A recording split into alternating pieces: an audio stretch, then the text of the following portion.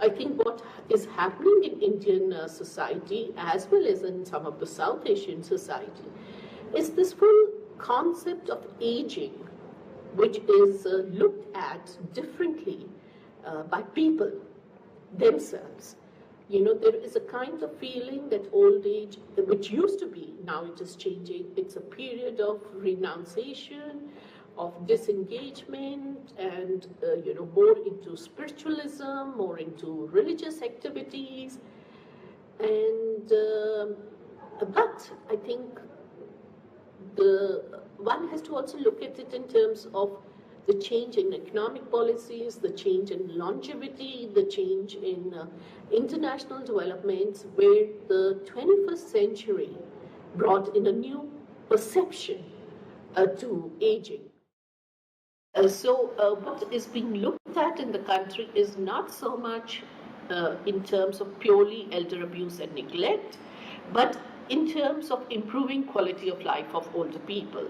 So like my NGO, which is focusing on Little Things Matter initiatives to improve quality of life of people as they age, I have done some programs with the government to recognize these aspects of quality of life.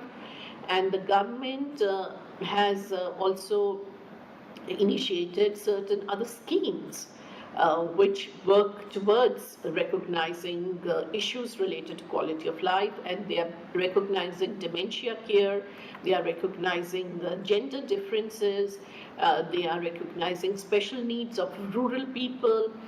And what we do have is that during 2010, the government also became conscious after a 10-year review of the first policy that the first policy dealt with issues at that time, but within this 10 years, within this decade, there is much more which has happened to aging population. Their numbers have increased. There is greater understanding of the demographic transition, of the epidemiological transition.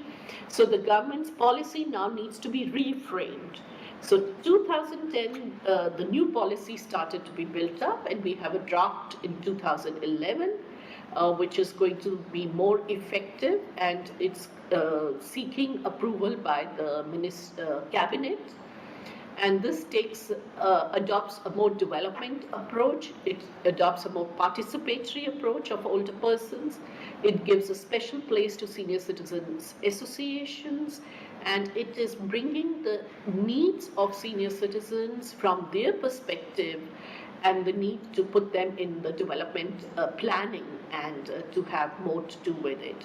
So we have kind of now moved in the broader scale of touching on issues of abuse and neglect from a more of a public health concern, more from developing legal, health, and social responses, and working towards the interests of older people, and also bringing in more of intergenerational bonding, quite similar to international instruments and developments across different countries.